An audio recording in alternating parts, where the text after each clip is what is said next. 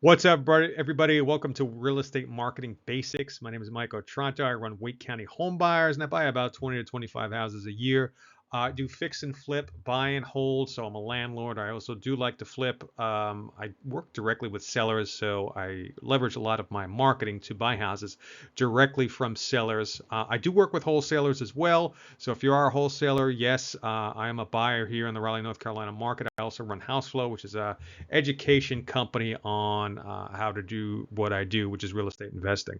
So now the relevant experience here for the purposes of marketing is the fact that I used to work for one of the Google partners, and it was a paid search company. So basically, we managed paid search ads, better known as PPC, pay per click, and my job was to sell these services to the auto industry. So auto dealers very traditional. They don't like digital. The manufacturers actually would reimburse them for these services, and they found that the auto dealers that were leveraging digital marketing were vastly outperforming the ones that were not. Um, so that's one of the reasons why I spent so much time in the digital space. Now, real estate marketing is definitely very 20th century, very traditional, and it's also very outdated. It's too much emphasis on print and paper. So generally, when we're talking about a marketing funnel, what we see here is that your leads are generated from multiple sources. They're going to go down into a funnel. They're filtered out through a sales process, and then what you're going to do is you're going to qualify a percentage of those leads. So now the first thing that you need to determine is what kind of houses are you trying to buy? Are you buying the real estate you're buying? You're buying houses, you're buying residential, single family residential, also multifamily.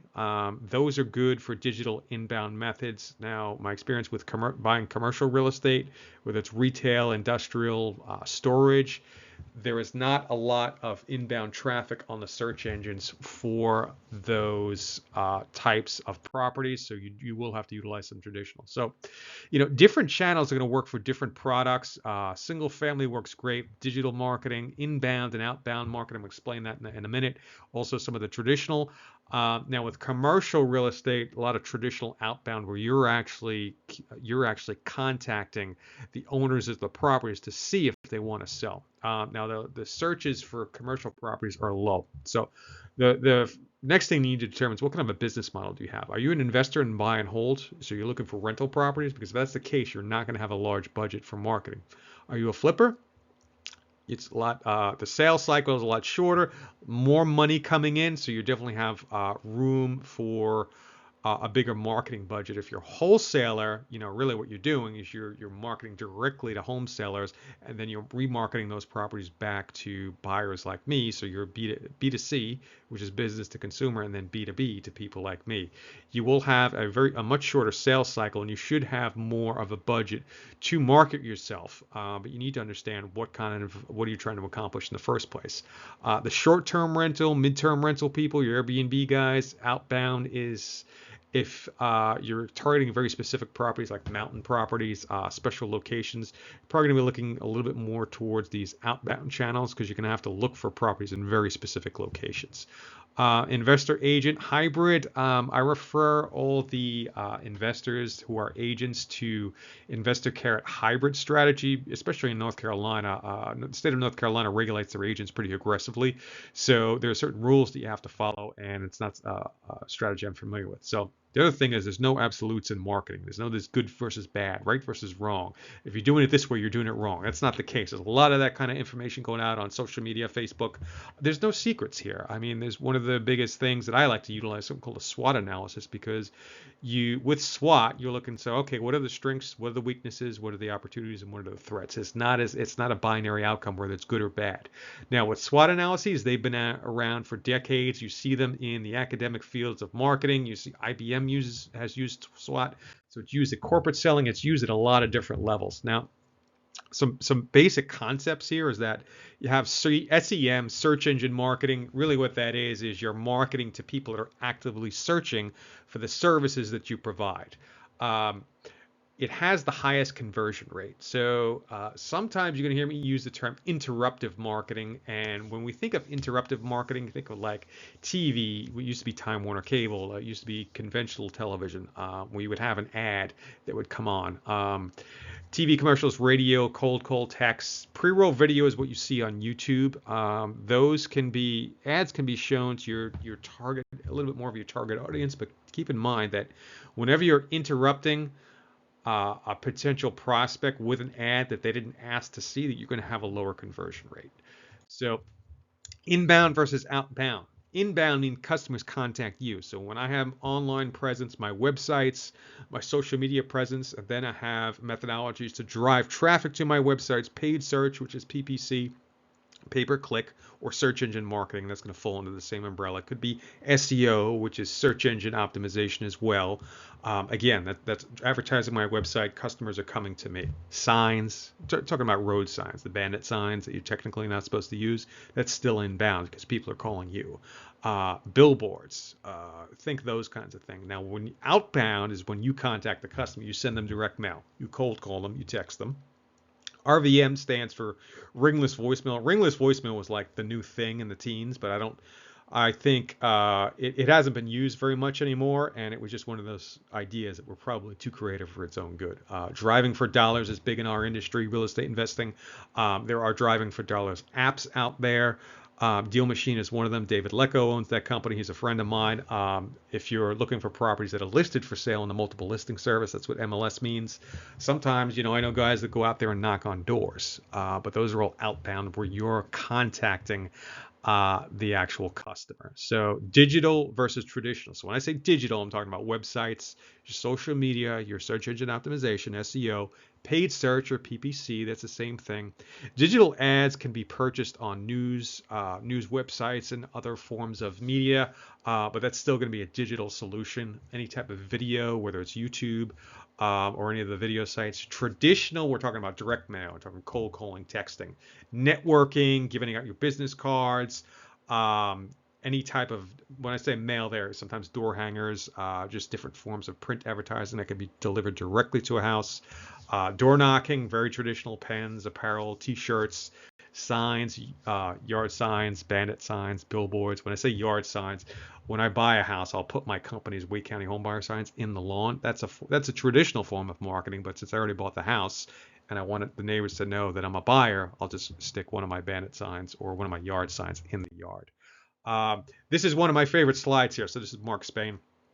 He breaks with traditional theory here because if you look at his billboard, see where it says guaranteed cash offer on your home and it says Mark Spain Real Estate. Most traditional forms of advertising theory will tell you that you have to have a phone number on there because you want people to call you. He has done something different here. The purpose of these billboards, which are in multiple cities, Raleigh is one of them, I'm noticing all throughout the state of North Carolina, that purpose of that billboard is to advertise his website. And that is a break with traditional theory. I think it's fascinating. I really get really passionate about this stuff. Notice the cash offer is in bold, so guaranteed cash offer on your home. The purpose of the billboard is to trigger what we're going to call in the digital marketing industry a brand search. So that's people going to start to Google Mark Spain. So what he's doing is he's using a traditional medium to advertise his digital website. And he's creating demand for the service that he offers. Now he's offering cash offer on your home. He also, I think he does some general brokerage. He probably will recruit some agents with the presence that he can gain in the local market with these billboards and the authority that he can build. So keep in mind that when you have billboards across states, you're probably looking at over $1 million a year in budget. So for a small real estate investor, you're probably not working with that kind of a budget. So you do need to take that into consideration. Now, should you copy his strategy? Well, it depends on what kind of budget you're working with.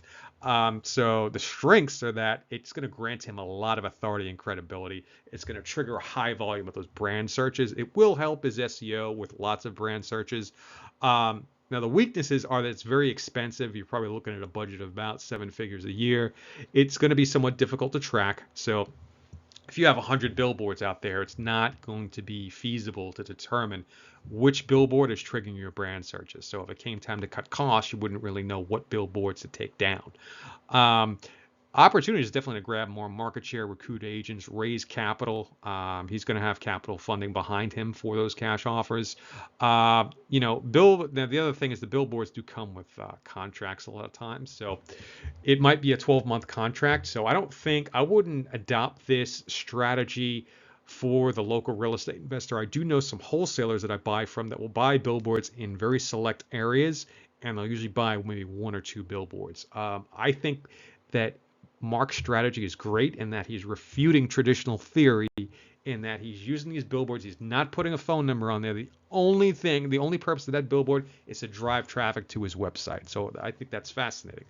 Uh, Now, digital. So remember, I talked about SWOT earlier. It's not as simple as this is great, this is not good, good versus bad.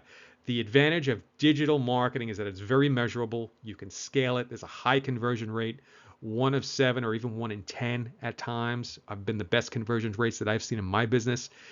There's a concept called evergreen, meaning that it's always relevant and it's always out there and it's always working even when you're sleeping. It could be an organic strategy, which is SEO. It does not have to be a paid strategy. So that's very important. Weaknesses, there's a high cost to start. So you need some money to start out in digital marketing. Usually what I did is I started out the traditional way and I rolled all the profits back into my business so that I could start building digital properties. And I started that back in 2010. I gradually had to start to build it up throughout the teens. The other thing is the initial investment is risk. There's no guarantee that you're going to get that investment back. So keep in mind that if you buy from a wholesaler, and the average wholesale fee, let's call it $15,000. If you pay a wholesaler $15,000, you're going to get a property with that.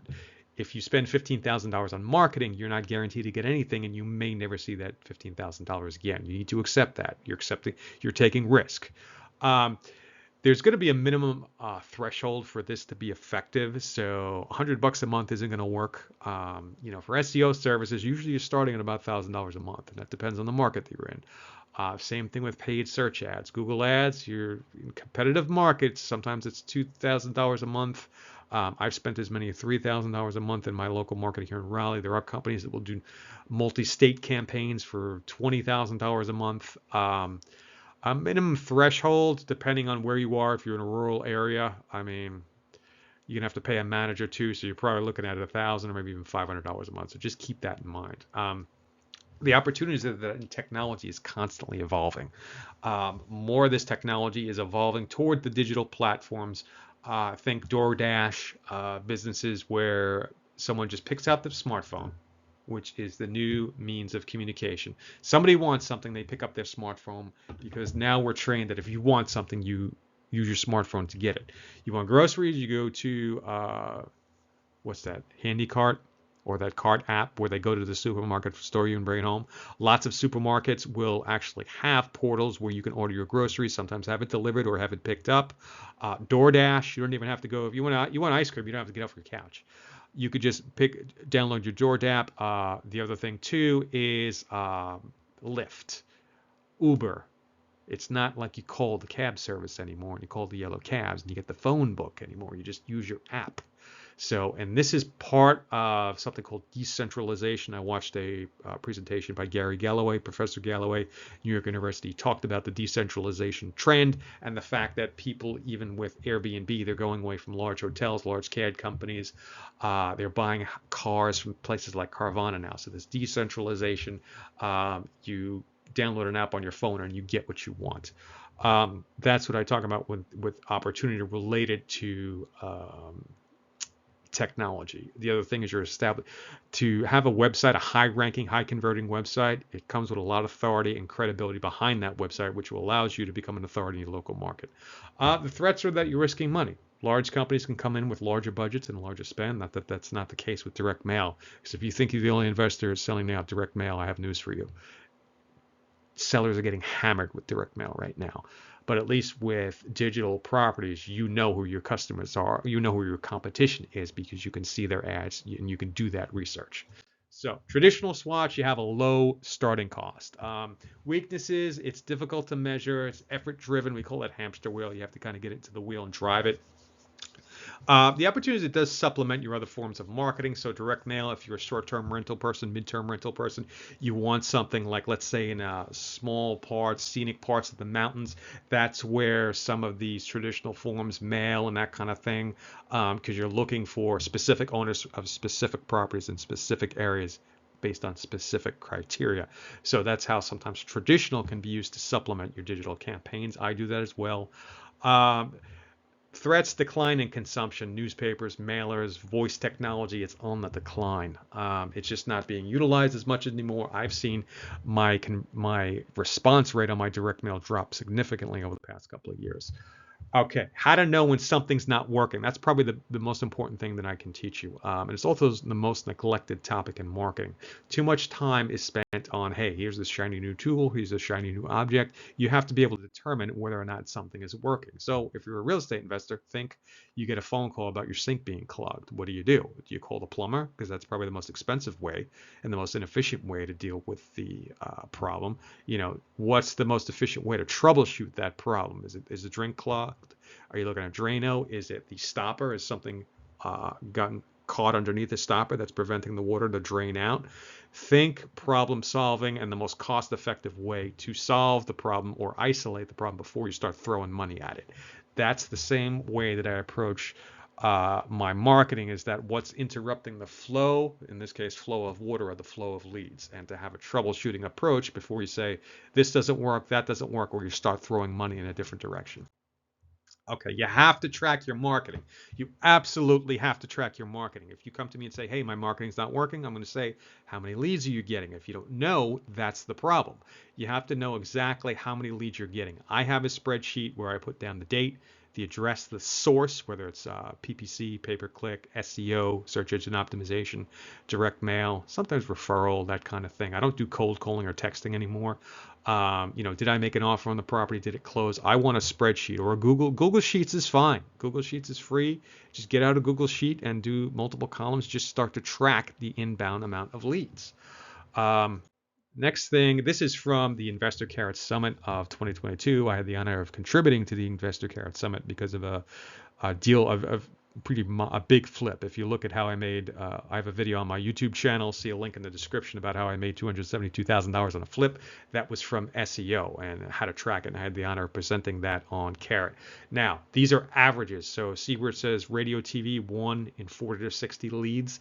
Those are average conversion rates. Cold calling, 1 in 40 to 60. Direct mail, 1 in 30 to 40. Facebook ads, 1 in 20 to 40. And then Google PPC, SEO, 1 in 10 to 15. 1 in 10 to 15 is your most efficient conversion rates. Now, keep in mind that's going to be about gross inbound leads. So, but the key takeaway here is, if my average conversion rate is 1 in 40 to 60, I'm going to have a set of 60 leads to then determine, do I have a deal yet? And if I don't have a deal, then I figure out what the problem is. If I only have 20 leads, I don't have enough leads in my set to make a determination on whether or not the campaign is working. That's the most important lesson you can pull from this. So what is a lead? Also, this is another thing that's not clearly defined in most marketing channels. This is how I define a lead. A lead is somebody that has a house to sell and they can sell it to me and they want to sell it to me. That doesn't mean that they don't want a ridiculous price for it. It just means that they have a house. So I don't count people saying, hey, if I'm sending out mail, hey, take me off your list. I don't count that as a lead. Also, if it's a wholesaler, if they want to add me to their buyers list, I don't count that as a lead. If they have a house to assign to me, then yeah, I'll count that as a lead. The whole question here is, when you're evaluating paid lead services or when you're evaluating marketing companies, you want to know how they define leads, because they could say, oh, I can get you a ton of leads. It doesn't mean anything. And the wrong leads are just going to waste your time. All right, so that's it. This is a very brief presentation. Follow me on my Instagram, Michael_Otranto, YouTube, this channel. Subscribe to this channel, like this channel. Put your questions in the comments below. I will answer all your questions, and I look forward to seeing you at the next video.